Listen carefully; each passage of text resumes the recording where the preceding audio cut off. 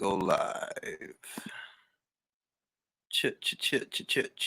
Chillin'. We top billing. Yeah, there's a lot going on. There's a lot going on. You know, there's a lot going on.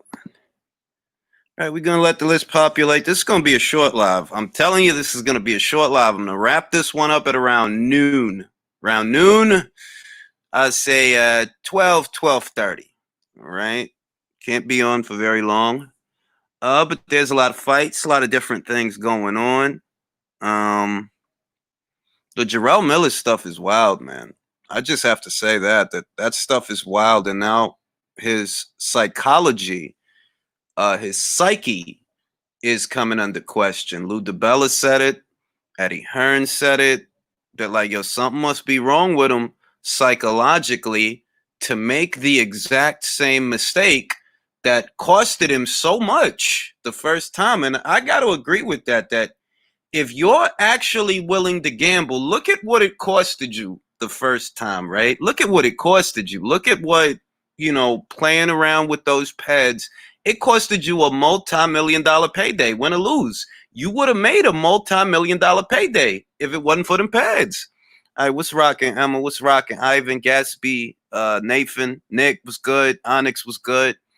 You got to think about that. You can't be right psychologically. Psychologically, if you see what the use of banned substances costed you, it costed you millions upon millions of dollars that you would have made whether you won the fight or you lost the fight. Because whether you won or lost, you were still going to get paid. And it costed you millions.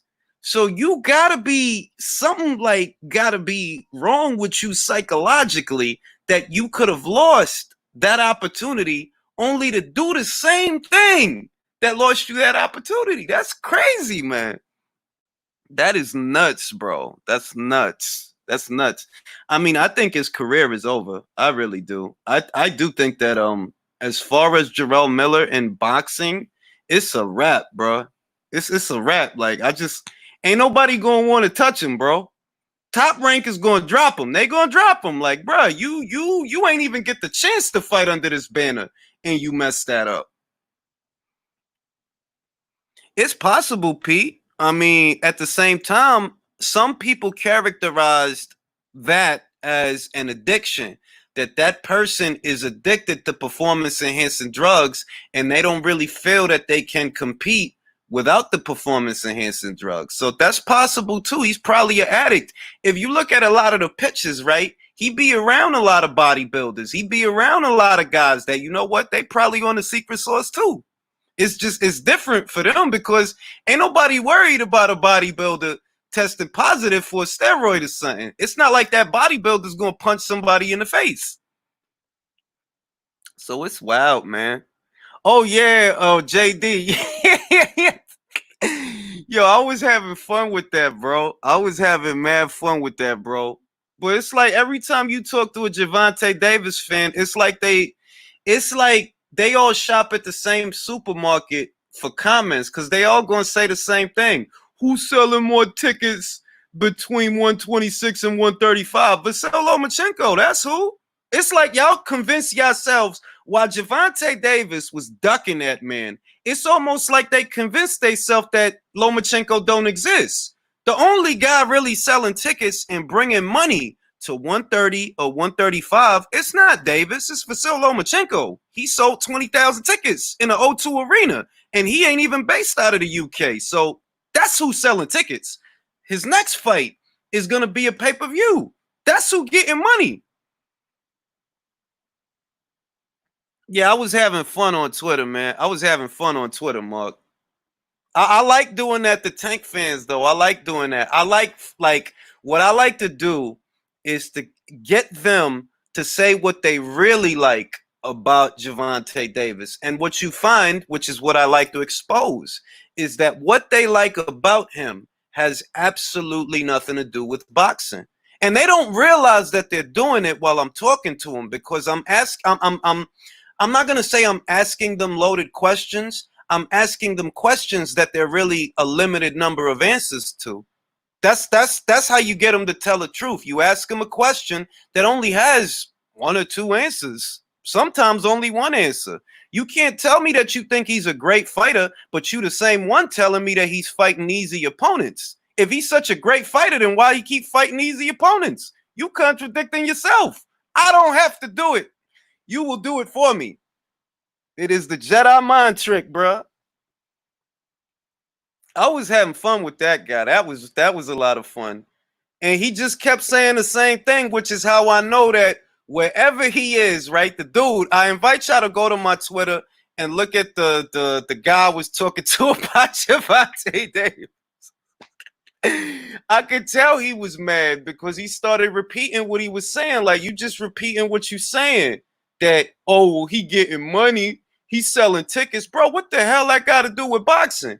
Like, what does that have to do with boxing, bro? You telling me what you like about him. You live vicariously through him because to you, Gervonta Davis is like a Cinderella Man story. Like, oh, because he came out of Baltimore and they invested in him, and his fairy Mayweather, his fairy godmother Mayweather, gave him a couple of millions in a range. Like, that's like a Cinderella story for some people. And you know, I mean, hey, man. You know what I'm saying? Yo, it's true, Unrivaled. I don't ask loaded questions, but I do ask questions that only have a limited number of answers because if you give them half an inch, they're going to skirt around what the original subject was. That guy must have forgot that the original subject was Tank is not that good. And you went from talking about his skill set, which you really can't characterize, to how he sells tickets and how it's work smarter, not harder. The dude actually admitted that Tank is fighting easy opponents. So we agree then that he's fighting easy opponents, because that's what I was saying. You know what I'm saying? Look, man, you asked me about up and coming American prospects. You're talking about, well, not even prospects, but who's gonna who's gonna take the reins for American boxing as far as our young fighters? That's Shakur Stevenson. That is Devin Haney. We got a good kid in the heavyweight division. I appreciate that, Rob. We got a good Rob, stupid. We got a good kid in the heavyweight division named Jared Anderson. Good fighter. He looks like he has a future. And he's only, what, 20, 21 years old? So it's not that America doesn't have a foot in the door as far as what the future holds. It's that these guys, there's people out there that they live vicariously through fighters. Gervonta Davis is one of those guys that it's a lot of grown-ass men that try to live vicariously through him. They count his money. They say he's selling tickets. And it ain't even that he not. It's that you telling yourself that he's something that he's not, because he's not the biggest name from 130 to 135. Anybody could have told you that. The only dude that will end up being on a pay-per-view in both the United Kingdom and the United States is Vasyl Lomachenko. Gervonta Davis ain't even been in a pay-per-view yet. So how you gonna tell me he the biggest name? Appreciate that, Mark. But yeah, yo, like Vasyl Lomachenko will have been in a pay-per-view in the United Kingdom, sold out a venue in the pay-per-view, sold out a venue in the United Kingdom when he's not even based out of the United Kingdom. So the fact that he could go over there and still sell tickets, that tells you who the biggest name at 130 or 135 is, because Gervonta Davis can't do that. You can't send him over there and send him over there. Who's going to buy it? Motherfuckers don't even like him over here. You think they like him over there?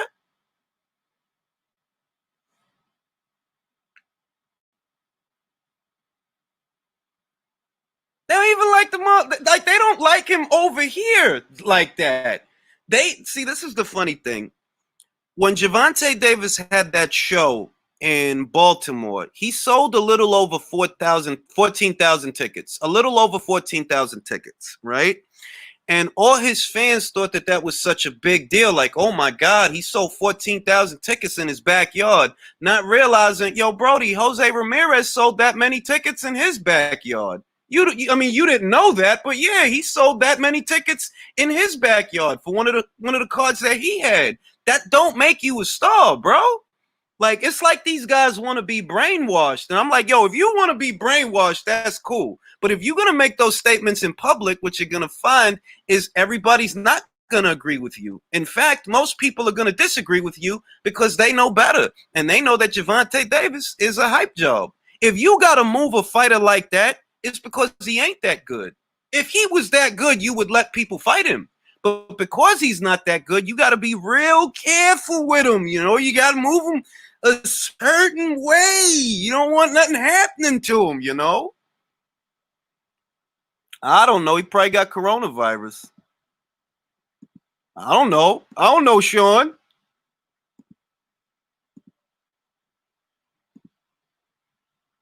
He in the hospital? What are you in the hospital for?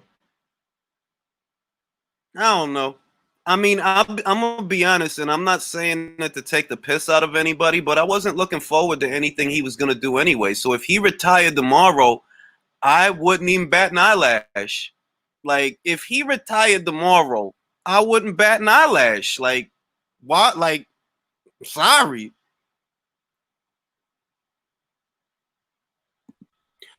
He said something on his Twitter yesterday that was weird. He said, so we never gonna box no more, and I didn't know what to make of that. Mark was good.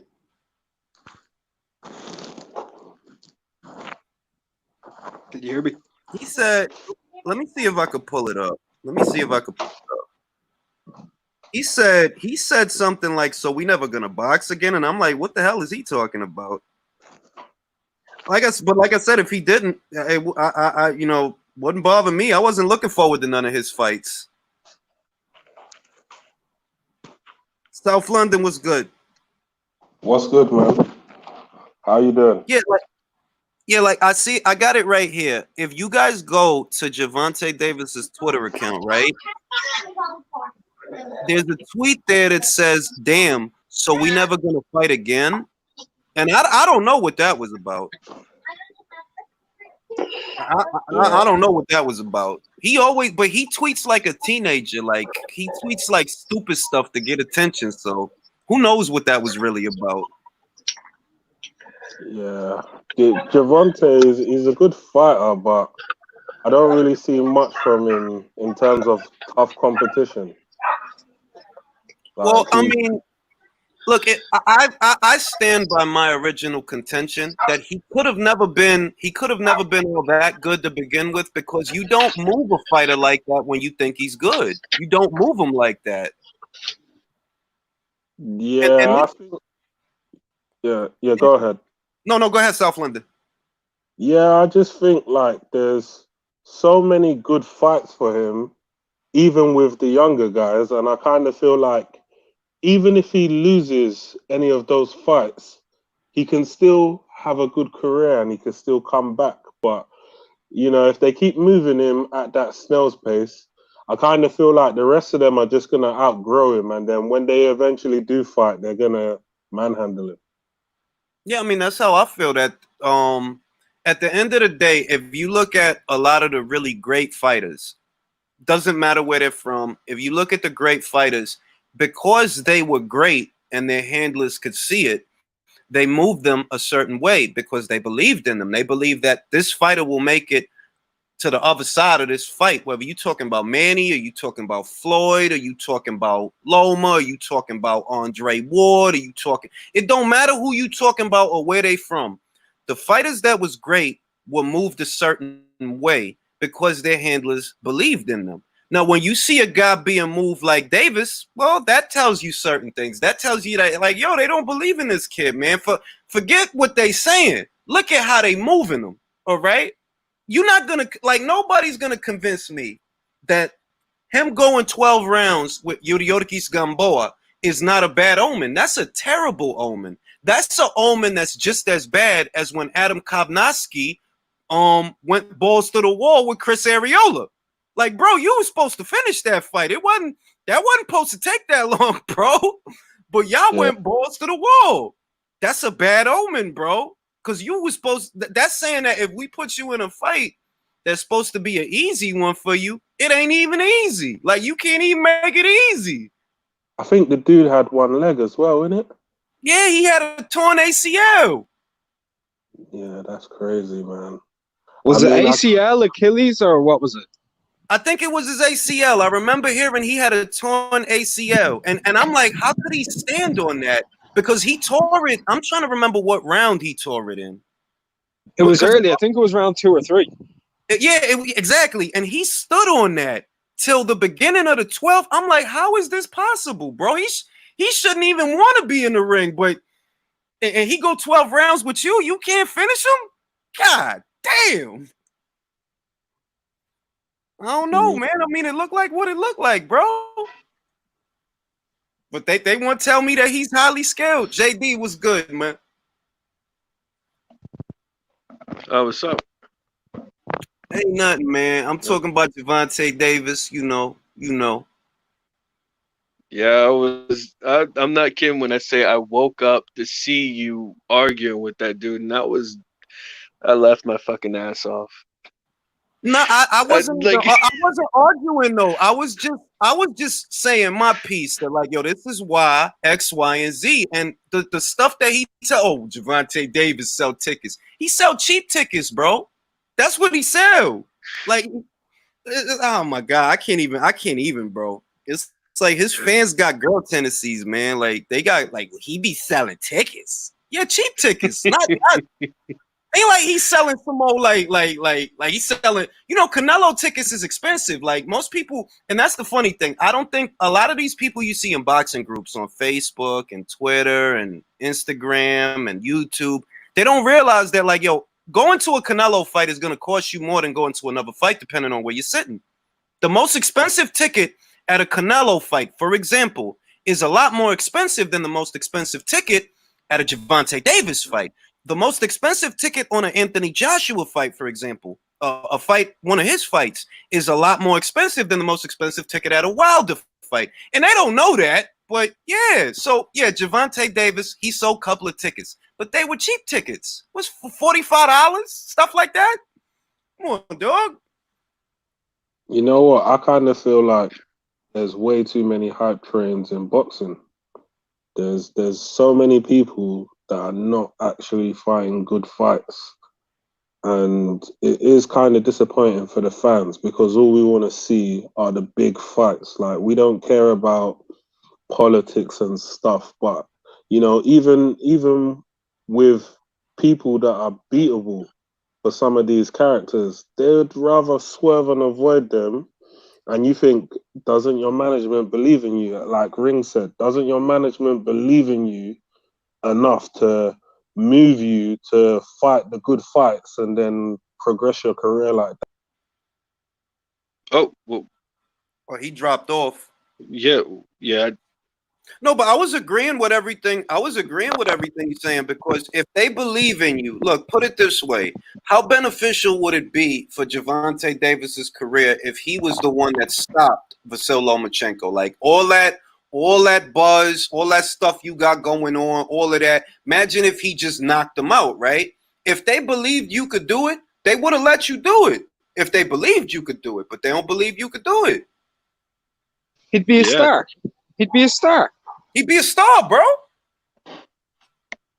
No, it's no two ways about it. If they believed in you, and if you tell me there's certain things that I can forgive, believe it or not, because him ducking Vasyl Lomachenko, even from that, he still could have made me a believer if he would have fought Tevin Farmer, if he would have fought Miguel Bachelt or Jezreel Corrales, or any of those guys that had a pulse at 130 pounds. You ain't fight none of them, and you ain't about to fight none of them, and you ain't about to fight nobody at 135 neither. So why am I supposed to like you? You ain't doing nothing. Bro, I asked that dude on Twitter if TMNT believed that they were That if they really believed in Tank, they would have sent him to fight Tevin. If he was so easy to beat, they would have sent him to fight Tevin. Exactly. Golden Boy believed in JoJo. Exactly. And remember, And he never. they offered him $7 million to fight Tevin. Think about that, bro. $7 million at 130 pounds. Most guys at 130 don't even see that kind of money. They offered you $7 million for Tevin Farmer, and they ain't even want to let you do it. Bro, most champs don't see at that weight, don't see $1 million. Exactly. And they're champions. They don't even see $1 million. $7 million, that's ridiculous. Exactly. You ain't got to worry about an upside. You ain't got to worry about if the pay-per-view does good. You ain't got to worry about selling it because they telling you, yo, look, we got $7 million for you. Cash money, guaranteed, here for you. And all you got to do is fight Tevin Farmer. So you don't got to worry about if the pay-per-view is going to do good. You don't got to worry about that. And they still didn't want to let you do it. That tell me everything I need to know. But don't you kind of feel like the problem is mainly PBC? Because I kind of feel like they got way too many hype trains on their roster. I mean, I agree with you 100%, South London. I do think that PBC is at the heart of the problem because everybody else believes in their product. Golden Boy believed in JoJo Diaz. Top Rank believed in Jose Ramirez, and they believe in Crawford. You know that. Like, you know that they believe in Crawford. You know they believe in Vasily Lomachenko. It's really, I'm going to say, the PBC is the only ones that don't believe in their product. They don't want to see Keith Thurman, for example, go to a top rank card and get beat easy because then it's going to look bad on them. They're like, damn, Keith Thurman is a star when he's on the PBC side, but he's a joke when he's on the top rank side. They don't want that to happen, man. Right. It'll be like in the NBA when everybody knew the West Coast was where it's at. You got one or two teams on the East Coast, but everybody knew the West Coast was the business. You know what I mean? That's what the business. That's what it would be like. It would be just like that, bro. But everybody know that the business is at the Zone. You get the business at ESPN. Oh, PBC? Nah, they ain't really doing too much. That's the image that will be put out. Yeah, it's like look, I'm gonna put it like this, right? Badu Jack and Adonis Stevenson had a good fight. Like, I enjoyed their fight. It was an entertaining fight. But what you got to do is read between the lines. The fight was a good fight, and y'all competitive with each other. They threw Vosdick at Stevenson after that. And you see what happened. He damn near killed him. Literally. And that's what we talking about. They're like, yo, dog, y'all look competitive with each other. Look at Jean Pascal. Jean Pascal over there. He done lost to a lot of guys already. He got beat easy by Bivol. That wasn't even a hard fight to score. He goes back to the PBC side. He having competitive fights with Jack. He beat Marcus Brown from pillar to post. He was beating him up. But you can't even do that with Bivol. You couldn't do that with Bivol. It's like, bro, that's what they running from. They're like, yo, I don't want to send Spence over there and he get all beat up and banged up, and that was supposed to be our guy. Like, we ain't gonna let it happen. It's the same with Spence. It's the same with Davis. It's the same thing, man. And it was the same thing with Wilder too. Y'all only fought Fury because y'all thought that he just won a couple of quid. Y'all ain't realize he hoodwinking y'all because he feel he could beat Wilder. You ain't know you was in there with a live one, and then he made it live on you, and it backfired. Fury cherry picked Wilder. He could have came back and fought Joshua. He cherry picked Wilder while they thought Wilder was cherry picking him. No, he was doing the cherry picking. Exactly. And the funniest thing is the week of the fight, Tyson Fury said, I fooled Al Heyman into giving me Wilder. I told Frank, tell him, I just want a couple of quid. I'm just trying to cash out. I told Frank to tell him that, and that's why they let me fight Wilder. Yeah, he said to himself probably, fat, drinking, sitting on the couch. I will beat the shit out of this dude.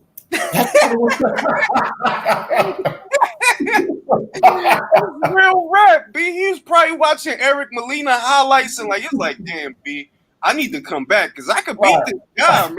Like, I'll beat the hell out of this dude. Real rap, yo.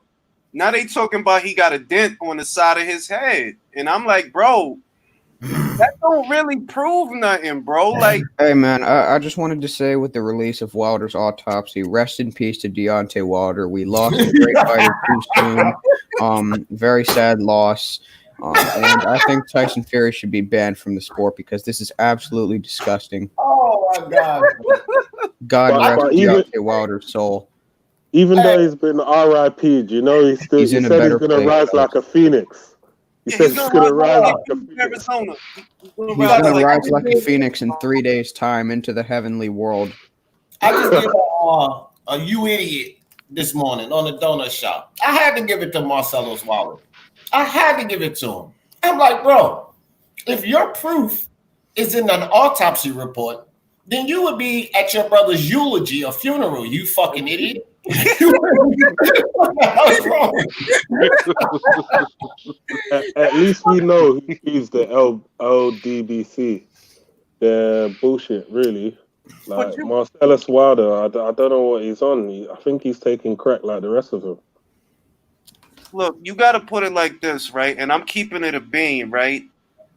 If you really believed that the deck was stacked against your brother like that, right? That they got all types of different stuff going on behind the scenes, and they got moles in the camp, and they putting stuff in the water, and they putting stuff in their gloves. You telling me that instead of going to court and getting them M's for attempted murder, what y'all gonna do is have him fight him again in the exact same situation for less money. For less money. He only getting 40% of the pot. So you're gonna take that same beating under them same circumstances for less money? Bro, either y'all the dumbest either y'all just the dumbest motherfuckers in the world, or you don't actually believe what you're saying and you're just making excuses. Let me segue off of you, Jay. Let me segue off of you. Even furthermore, you idiots, all of you. All you would really have to do if you had this proof is get the motherfucker banned from boxing and get your belt back. Because if they really had proof of that, you could get him banned from boxing and get your belt back. But guess what?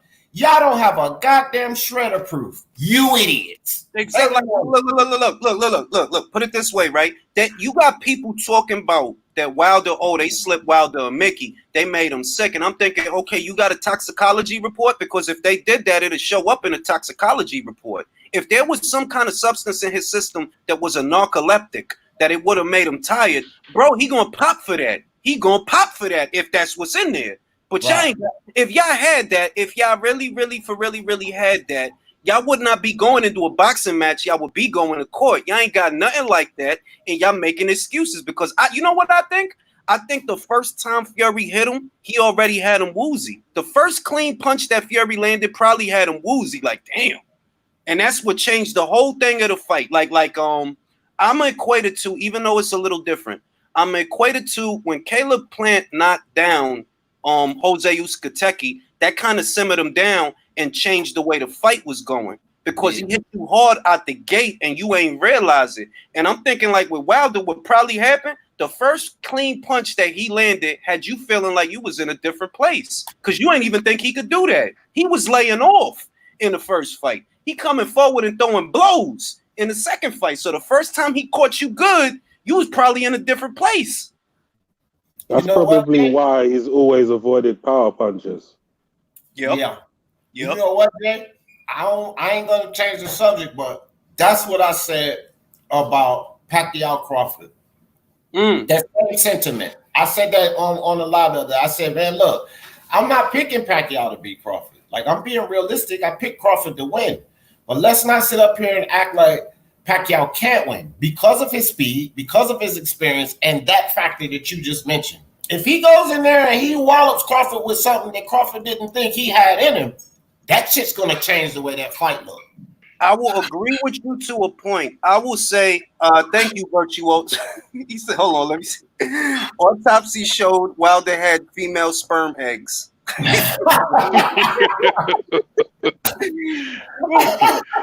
Everybody got chill, man. Look, I agree with you to a point. I believe that if you underestimate Manny Pacquiao, that's what's going to happen to you because that's what happened to Keith. You underestimate Manny Pacquiao, and he's going to show you that he still wanted more than you do. But I don't think that Crawford would underestimate him because he ain't that kind of fighter. Look, when Shakur was going to fight Mariaga, right? I don't know if everybody's seen the video. When Shakur was going to fight Mariaga before everything got shut down, they showed a video of Crawford telling Shakur, yo, don't worry about Josh Warrington. You got to worry about Mariaga. That's the mind frame that he got there. Like, yeah, I want to have him fights and all of that, but this is who's in front of me. So this is who I got to worry about, and I got to take him seriously. That's the school of thought that he come from. So you're not going to really catch him asleep at the wheel the way you could catch Thurman. Thurman only wanted Manny because he thought Manny was finished, not because he thought he was the best in the division and nothing like that. You thought he was a cherry pick. Keep it a bean. Was there drug testing for that though? Well, this is the thing. There was drug testing, right? But the drug testing didn't start till right before the fight. Mm-hmm. Vada was not involved. At first, in the beginning, Vada was not involved. USADA was, not even USADA. The Nevada State Athletic Commission was in charge of the drug testing, whatever that means. And then like 2 weeks before the fight, then they was like, okay, now we gonna have Vada testing. So you already know what could have happened. You feel me? That like, well, if Vada hasn't been here for 90 days or something like that, right? There's plenty of time for you to get on and get off of something. It's not, and I'm not accusing nobody of nothing, but this is the possibilities that if Vada was only there for the last 2 weeks before the fight, well, anybody could have used anything before that and got off it, and then you reap the benefit of it. Hey Jay, I know it don't bother you much, but did you know it said midday 7A, Q7A on your title? I don't think you hit the shift button. I'm gonna change it after I get off because I can't even be on long. I gotta go into work early, man. This damn pandemic, I gotta help. Nah, bro, don't change that shit, man. That's edgy. I'm gonna change it. But no, man, try to be different. Thank Al Heyman. Hey, look, what's up, y'all? Look, the shit fucked me up with Marcellus Wild and the whole autopsy thing. But not coming in his defense, you can have an autopsy while you're alive. The shit crazy because it fucked me up too. And because I've been around this situation before. And it was like 3 years ago, my wife, they thought she might have had like breast cancer. So we at the hospital, they take her to the back. I'm outside waiting. And I'm reading the magazine. They come out. And, they was looking for me. They was like, yeah, we would have to have a autopsy on your wife. Yeah, I don't give a fuck if y'all laugh, but at the time, this shit was crazy. Can I talk on this real fast? I think it's a biopsy you're talking about. Yeah, it's a biopsy. I think it's a biopsy, not an autopsy. Yeah, they're biopsies. They're biopsies. People said autopsy. They messed up. It's a biopsy, bro. It's like it's a breast biopsy. It's a breast biopsy. That's how you check for cancer. My mom had it, fam. My mom had that, and it's called a biopsy. I'm pretty sure. Okay. To be fair, I wouldn't be surprised if Wilder did have a breast biopsy. Okay, I'm not tripping. All right. Yo, dog, but it's wild, man. Like, just like it's fun. I'm gonna be honest. They make boxing fun. Like Wilder's fans make boxing fun. They do. And Davis fans, they make boxing fun too, because without the back and forth, it would just be obvious that like, yo, it's only a matter of time before Davis get beat. It's only a matter of time. You're gonna slip up. You know what I mean? So the back and forth do make it fun. That somebody could honestly believe that he's that good is funny as hell to me. Like, really, dog? Like, all right, man. If that's what you think, yo, it's wow. But nah, the Gamboa fight, that definitely threw me off right there. I was just like, bro, he closed Achilles in the second round. What the fuck is you doing? It's word. I'm like, yo, what? Put his ass down. This motherfucker couldn't do it. I was like, really? Bro, Gamboa has been dropped. Leading up to that fight, Gamboa had been dropped like 14 times. 14. He got one good leg when he's in there with you the majority of the fight. And you can't wrap this man up? All right. All right. Hey, I didn't. Probably tomorrow. I don't know, but I was thinking about actually giving Terrence Crawford a "you idiot." But I'm gonna contemplate this, and I want to talk to you guys about it. I'm glad y'all on the panel, but I don't really agree with Terrence Crawford with Jose Benavidez, Jeff Horn, and basically his opponents beating all the other welterweights. I don't agree with that bullshit. All right, let's discuss that. I'm gonna say this, and I'm being honest. I'm honest to the point where not that fight is gonna get made, but if it ever were by some chance, yes, I'm taking all bets. I would bet on Igis Kavaliauskas to beat Keith Thurman. He don't beat Spence. I don't know that he beats Sean because Sean is Sean, bro. I've been a Sean Porter fan for a while, like, and I don't know about nobody just going in there doing whatever with him, but I'll bet money that Igis can beat Keith. I think that Jose low key could beat Keith. Low key, yeah, because Keith just ain't, and it ain't because they so good. It's because they solid and he's not solid no more. That's why.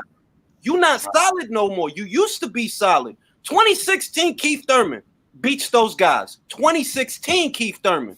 He beats those guys. Not even. I'll say 2015, early 2016. But after that, all that inactivity, all them breaks, all them injuries, nah, you not solid no more. And Igis would beat this guy, man. I'm telling you, he'll beat that guy. I wouldn't go against that, but my thing is the reason I wanted to give Crawford a "you idiot" for this, and you know me, bro. I dish it out to everybody who I feel like deserve it. To me, bro, that's kind of like boosting your name up. That's kind of like you trying to boost up what you did. I still have questions for you, Crawford. I still want you to fight a Porter or a Spence or even a Garcia. I still want you to fight a higher level opponent. But you cannot say the opponents that you fought will beat all of the other welterweights. That's bullshit. And you're just saying that to make it like you beat these opponents so you can beat all of them. You're boosting yourself up with that. And to me, that's not even generally how Crawford usually play his out, bro. He don't really usually do shit like that. And that's why I was contemplating giving him a "you idiot." I'm sort of like really wanting to give him a pass on that shit. But I do think it's bullshit, though. I'm gonna agree with Julius on this. I'm gonna let Lennox get in on this, but I'm gonna say this. Look, right? Look at Danny, right? This is why I'm on the other side of that argument.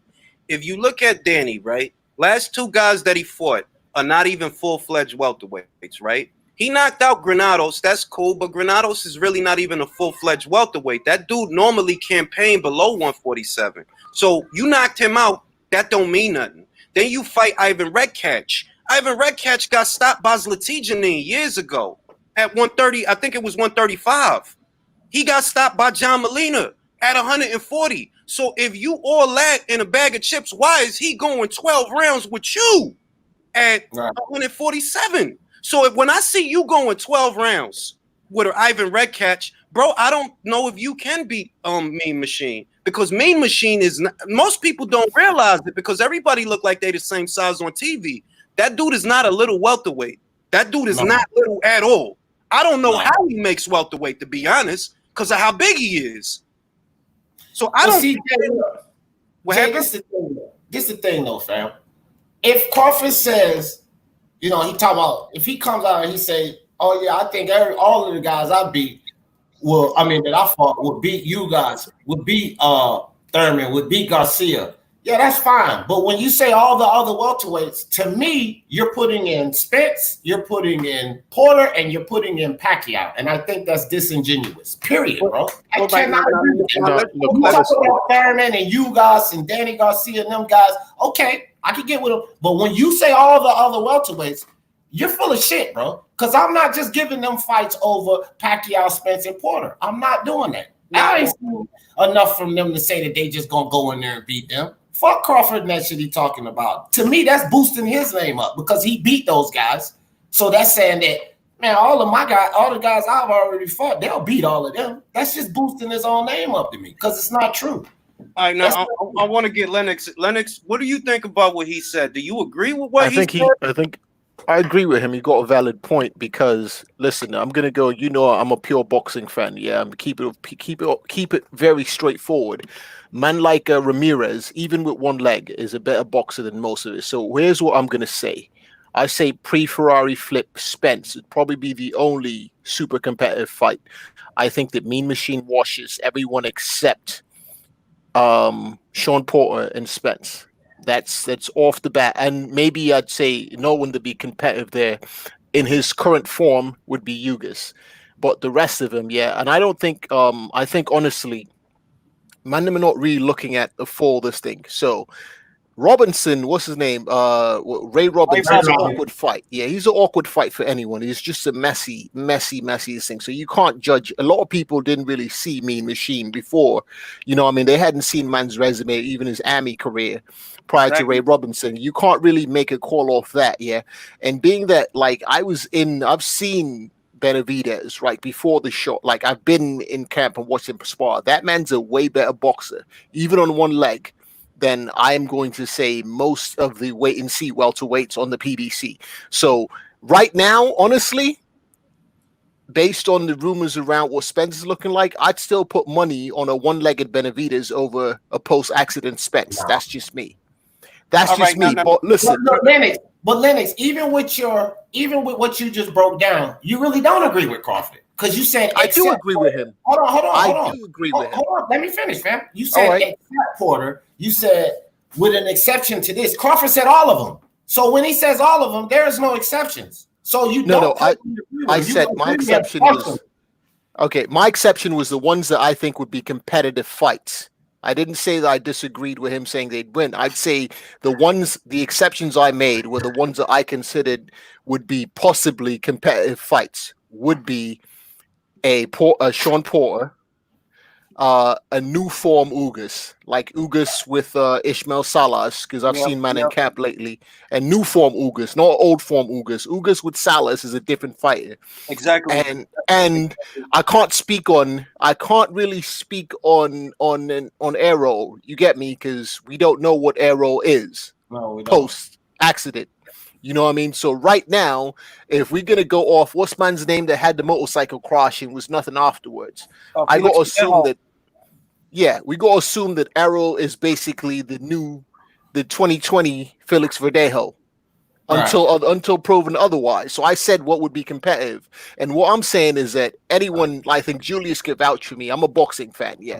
So I'm a fan. Hang on. I'm a fan of the sweet science. So I've seen all these guys, and I'm not doing like a random eye test or impressive. Now I'm gonna go on record, and I've been on record numerous times. I was one of the few people that was saying for decades, like, I don't believe anything. I don't believe in the hype of what's his name? Twerk Machine. What's Twerk Machine's name again? Yeah. Yeah. And I've been saying, and like I even said, I had a conversation with Julius where I was like, you know, I feel like Mandem are giving Fury a lot of credit, and I don't give Fury the same credit because I never considered man to be any good to start with. You get me? Like, if you thought he was the greatest puncher since what's my man? Ken Norton, right? If you thought he was the best since Ken Norton, then what Fury did is an amazing feat, yeah? But if you never rated man, then what Fury did was, like, I said it 3 years ago, and you know I was the first fight. I was like, yo, listen, anyone with a solid left hand and head movement beats this guy. And I remember I had a tweet where I called out someone who was just like, I think he wasn't even a top 20 fighter, and I said he would beat this man, and everyone said I was mad. It's a feat only if you buy into the hype. So now I'm looking at these lot, and I'm not buying into the hype. I'm buying into what I see in the performances, and I'm buying into my analysis of boxing from being a boxer. Huh? I want to say with you, bro. I want to say this, and I have nothing against Manny Pacquiao, but all right, you went life or death.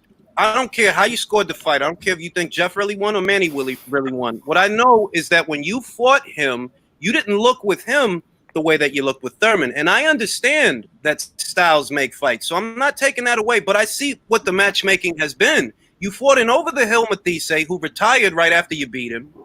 You fought Broner, who doesn't throw any goddamn punches, and everybody knows that. And you fight Keith, who's often inactive and often injured. So when I think about that Manny, am I 100% sure that an Igis Kavaliauskas don't give him a hard fight when you had a hard fight with Jeff Horn? You had a hard fight. Now Jeff Horn is a former Olympian. I don't think he medaled. But he's a former Olympian. What is Igis Kavaliauskas? A two-time former Olympian. And he's not little, the same way Jeff is not little. He comes forward the way that Jeff comes forward. It's just that he's better at it. He's more technical, but he has limitations. Let's put it this way. Lennox, real quick. So do you and Jay and everybody else believe this? Do y'all believe Amir Khan beats all of the other welterweights? No. Okay. With that being said, that makes Crawford's statement untrue because he said it doesn't. He didn't say that they beat him. He didn't say that they beat him. He said they give him hell. Yeah, he said. Okay, well, do y'all think Khan gives every one of them hell? I don't know. Hang on. You're misquoting Crawford. He said no one's ever outboxed Khan, and he went out there and outboxed Khan, and that is a fact. Khan's been stopped. Khan has unequivocally never been outboxed. He put on a clinic on Canelo before getting stopped. Yep. That is what Terrence said. He didn't say Khan goes out there and stops this guy. He said no one has ever outboxed Khan, and within argument, that is sort of a fact. Anyone disagree with me? No, I don't disagree with that. That's on his way out. I mean, at one point, outboxed him, so that has to matter. It's not like this is the Khan that was the Amir Khan we knew, and plus he's now you're changing the goalposts. You're moving the goalposts. We can't say that Manny Pacquiao went in there with a certain Keith Thurman, but then don't recognize that Terrence Crawford went in there with a certain Khan. Yeah, but that same certain Khan has still never been outboxed before, except by Terrence Crawford. So it's the exact same thing. Terrence Crawford, fam. This is a Khan that's older. As you get older, that's what I'm saying. Like these guys this Khan that's older has still never been outboxed by anybody he's been in the ring with. He's just been knocked out by other people. He's never been honestly, outboxed by anyone this is not. Crawford. This is not conjecture. This is not conjecture. You could look at scorecards in all the fights where Khan's been stopped. You could look at the scorecards and see that man had everything, and that's been his flaw. Was his penchant to get in a tear up. You know what I mean? Like I've always said that if Khan knew how to stick and move and stay outside and leave the Mexican machismo, if Khan would cut his combinations off at 5 punches, he'd probably be undefeated. I agree with that. I want to highlight this comment. Right? Because this is a big Errol Spence fan that said this, Jay Cooley. And look, at the end of the day, facts are facts are facts. I saw Errol Spence go in there with a blown-up lightweight who had no experience at 147 pounds and go the distance, all right? If a little fat man, and don't hit me with the because Mikey's – look, bro, he went in there with a little fat man who came up from 135 and went 12 rounds. That's what happened. He went in there with a little fat man who ate 340-something punches that landed. So I'm sorry, you're not going to convince me that he wouldn't have a hard time with Igis Kavaliauskas. He would. If you can't stop Mikey, if you can't drop Mikey, I don't know what you can do. What are you? Wait. Are you saying that Errol Spence will have a hard time with Igis or Mean Machine? I believe he would. Yeah, I believe he would. Honestly, I think he would get hit. I mean, Mean Machine. I mean, honestly, he impressed me that night. It's not like I think Crawford just looked bad or anything. It's just that Igis was just ready to fight. You know, it's the same thing when what's the guy who fought Demetrius Andrade in Germany? I forget his name, but he was also a guy I wasn't looking forward to see because I never heard of him. But once I saw him fight, it was like, you know, he has pride. So these guys have layers to them. It's just some what. And let me put something in perspective. I was reading Beats and Ryan's comment. Yeah, Beats. Yeah, man, like Beats had a sermon this morning, fam. I was listening to that before I got on. But let me put things in perspective on the Mean Machine. Julius, yeah, you seen the pick man I had with chocolate brownie. What's his name again? God, yeah, with Kel. Yeah, when I did the oh my God, I'm blanking. My favorite Cuban. When I did the fight Vegas, where I linked up when Cal ran up on Spence, yeah. So you know I'm 6'1", 168. You see how big Kel is standing next to me, right? Mean Machine is almost probably as big as Kel. Put that in perspective. Yes. So, can I communicate this? This is what I'm trying to tell y'all, right? And it's not really that complex. It's just that it matters in a fight. That if this little fat man who's soft in the body can come up from 135, take 300 and something of your best punches, you're not going to convince me you beat Egas easy. Egas is a bigger, more solid guy than Mikey Garcia. And Egas' money punches the straight right hand. What are you, Spence? You're a southpaw, right? Southpaw. What do they call the southpaw killer? The straight right. And you saw what the chocolate brownies was doing in the first 6 rounds. Exactly. It's unusual. I think Spence is another hype train from PBC. I'm not gonna lie to you. I mean, we keep buying into all these narratives about how good these guys are. Are they really that good? Like, I think just they're let good. Spence mow down everyone. Well, they should just do it. I think they're good. It's just that we're just going to see a bunch of potential that hasn't been tapped because a lot of their primes are slipping away from. Errol Spence got in a car accident in Charlotte Brothers.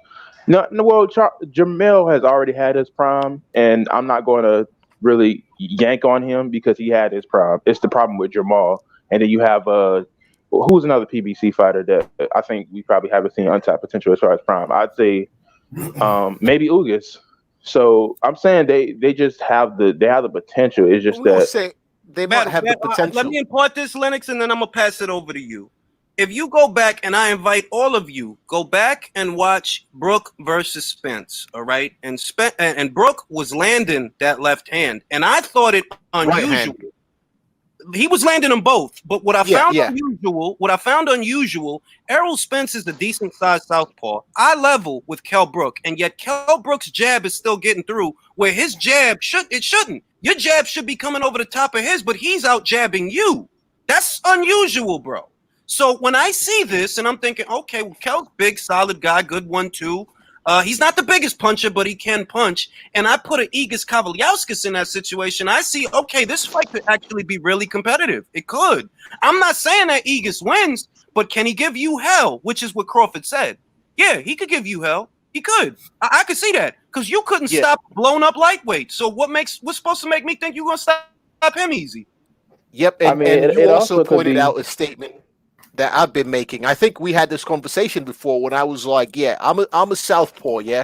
I box both ways, but every trainer will tell you that as a southpaw, an orthodox guy should never touch you with a jab. So when I watched that fight and I saw this man getting touched by an orthodox jab at will for 6 rounds, that told me, fam, your fundamentals, there's something there because number one, you should always, even if you're pawing, you should not get touched. So when Kel was able to touch you with an orthodox jab for 6-7 rounds at will and you couldn't adjust, you know what I mean? You get me? Like first 2-3 rounds, he's touching you. You know what I mean? Maybe it's a reach thing. Maybe he's got better footwork, but he was doing it at will. And then he was able to hit you with right hands at will and basically control the distance when you have the advantage as a southpaw. That told me that, all right, maybe you've just been getting off on being a size bully. Because you're in here with someone who's on the level with you, able to basically, you can't just walk in with your bully him with size. He's able to, and not only, and the thing, it wasn't just touching him with the jab was making him step back. This is everybody's favorite thing to say. The styles make fights. Yes, it's not the styles don't make fights, but every fight is an insight. Every single fight is an insight. I'm not telling you that Mikey fights anything like Crawford, for example, but what I am telling you is you can gauge power based off of Mikey Garcia. Why? Spence landed 300 and something punches on a blown up lightweight and he couldn't drop him. So he can't be the biggest puncher in the division. Not if you can't drop him. Rocky Martinez dropped him, for God's sake. He dropped him. I mean, it could be some untapped potential. I don't like or necessarily agree with, like, there's statements that's always made. And this statement about Errol Spence couldn't stop Mikey, right? Mm-hmm. I think that's blown out of context at some levels. And I'll tell y'all why I say this. Even before that fight, I was telling cats, Spence is not the guy like a Teofimo or a Nui or Wilder that hits you here buzz you and put you down. He's not that kind of power puncher. So for people to expect Spence to come upstairs, and knock somebody out, no. The way he was stopping guys, which Lennox, I'm sure you know, Jay, I'm sure you know, no disrespect to anyone else. I'm sure these guys, I know that they look at fights the way I do. He was punishing them. He was breaking them down at the beginning of the fight, and then he would get them out of there. With Mikey Garcia, he did not employ that game plan until later in the fight. Now, if we're going to be honest, guys, and I think we do have to be honest about this, had Spence attacked the body and doing the breakdown work like he usually does, No, let me finish, though. Let me finish. It's potential. It's a potential chance that we would have stopped him. We don't know that, but he fought a different fight. He did not pour it on until the last 4 rounds. That's a fact. He did not pour it on the way he knocks guys out, the way he stops guys. He implemented that in the last 4 rounds of the fight, not the entire fight. I do believe that if he implemented like he did with Van Heerden, attacking Mikey's body, he stops him. This is what I'm gonna add. This is what needs to be understood. It's a matter of fact that, and it's not my opinion, it's not even conjecture. Errol Spence himself said that he wasn't living right for those fights, and he said that. He said that. So when you got the fighter telling you that the reason I look this way is because of X, Y, and Z, the anecdotes are taken out. It's not an anecdote. Even Spence feels that he could have did better and he didn't. So when I bring up Mikey, it's because, yo, dog, there's no reason he should go 12 rounds with you. I'm sorry, but there's no reason. And Spence knows that. That's why Spence had to explain, well, my strength and conditioning coach, yada, yada, yada. I wasn't living right. I picked up a lot of bad habits. He admitted that about a month or 2 months ago. I did a video on it.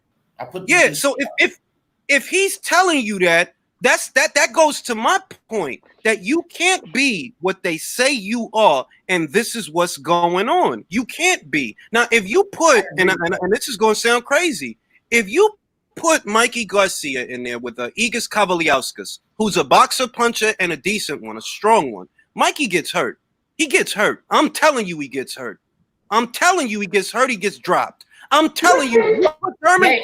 I'm not disagreeing with that point. What I'm saying is when people say, like what you just said, he did tell us that. He told us that he was waiting until camp to cut weight. He was draining himself, punishing himself, and he wasn't able to perform the way, he was supposed to perform. So because of that, you know what I mean? I get you on that. But to say that, to start challenging his power, I don't think that people are accounting for the first 8 rounds that he didn't do what he usually does to stop guys.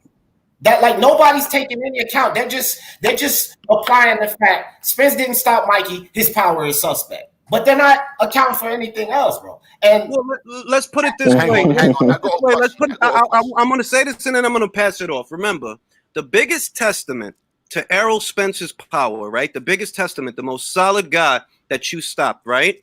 There was already an asterisk there, and it's because the guy had got stopped the fight before your fight. He got stopped up there at middleweight, and that's the best guy you stopped.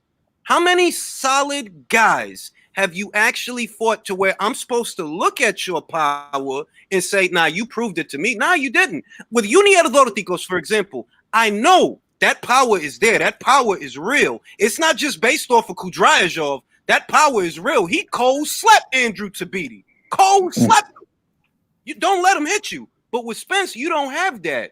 You don't have one of those. The best guy you stopped was a dude that got stopped already in 5 rounds by a middleweight.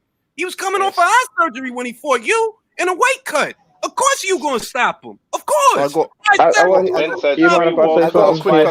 1 KO out of the 3. I got a question. I got a quick question, yeah? So can someone tell me when the last time, a man went up 2 or 3 weight classes to fight someone in a higher weight class and didn't get stopped? I could give you the last 3 examples.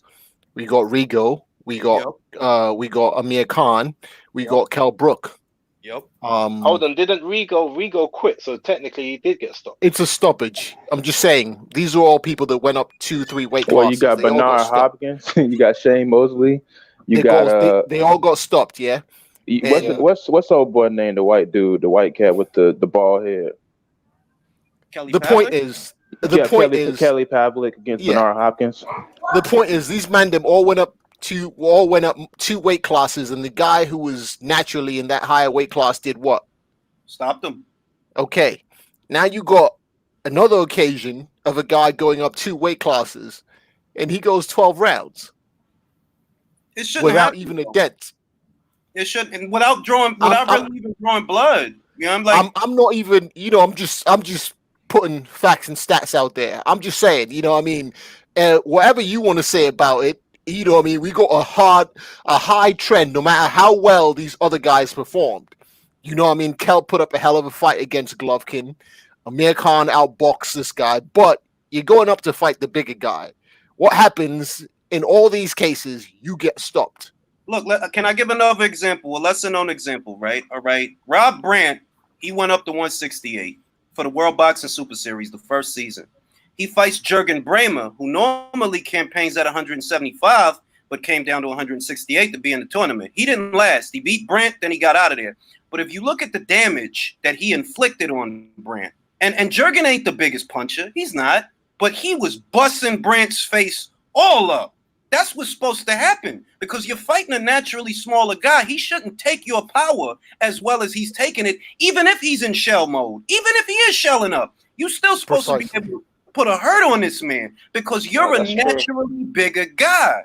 Hey, Phil, you know what? You're not taking into account. It might just be that Mikey has a good chin because you never know. I mean, with Marquez.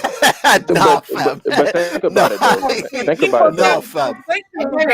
How can you just laugh at that and the man's never been stopped? Yeah, that's what I'm. Look. Here's my thing. Listen, hang on. Here's my point. It's not about getting stopped. It's about you didn't even make a dent in the man. Mikey's been put down. It's not about the stoppage. Mikey's been put down. Yeah, but when you when you take into account how many people okay, so one of the greatest fighters of all time is Juan Manuel Marquez. How many times was he put on his butt before he actually moved to 147? It was a lot of times. That's a good but you point. never seen him get. Have you? No, that's a good point. That's a good point. That's a good point. So that's my thing. It's some people that are just prone to being knocked down. Like I remember, you remember Low Plays. Low Plays used to give me a bunch of crap for boosting up Bivol because he beat up Sullivan Barrera. He was like, Sullivan Barrera was dropped his last 3-4 fights. I'm like, but he's never been stopped though. That's true. Like he used to give me a bunch of crap for that. That's true. No, I mean that's fair.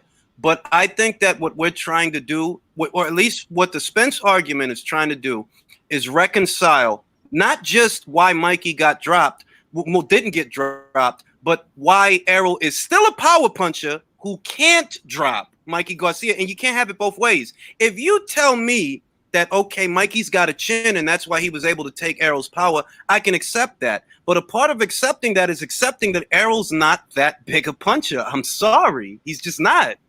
He's not. That I don't disagree with. And I've said that. Like I'm a Errol Spence fan, and I've said that to cats that Spence ain't this not a guy. He's no one knockout puncher. He has to work your body. He has to break you down. That I've been on. Like people were saying that, Spence gonna go in there and stop Porter. I say y'all stupid. Neither of those guys can get stopped. Now I'm gonna tell you. I'm gonna wait, everybody. I'm gonna say something. You guys aren't gonna like it, but I'm gonna say it because controversy sells. All right, and I'm gonna say this. and a lot of people aren't gonna like this. They're not gonna like this. Terrence Crawford is a bigger puncher off a clean one than Errol Spence. He will hurt you with a clean punch. With a clean punch, if they get through with a clean punch, Crawford will hurt you before Spence does. Yeah, he's got better accuracy. That's not that controversial. Check this out, Jay. Check this. I agree with that because I said I think Crawford's a bigger puncher, but if they hit each other with a clean punch, you can't say that in the Spence fight because we know fucking well, at least once we find out how he looks after this car accident, but we know fucking well who has the better chin, Crawford or Spence. So if they're going to catch each other clean, that's a good point. If they catch each other clean, we can't just sit up here and assume that it's Spence that's going to be laying down, because Crawford has been put down by a little Gamboa. And just like you said, when you go up two weight classes, those guys hit a lot harder. He was dropped, whether he want to claim he slipped or not, he was dropped by a Velasquez. So yeah, I agree with that. And both of them catching each other and the power, we can't just say Spence will be the one down. We can't do that. Hold on. But I agree with that. But then you've also got to decide who punches harder. So even if Spence's chin is better, if Crawford's punches harder, then maybe Spence ain't gonna hit him hard enough to knock him down. If they both land at the same time. And vice versa. So we've just established that Crawford's punch is stronger. We've just established that Crawford's punch is stronger. The scenario was Julius said they both hit each other. Was that not the scenario? So they hit you clean. Yes, but we've established that Crawford has a stronger punch if he hits you clean. Therefore, I'm establishing that Spence has a stronger chin. Right. All right. Now, D.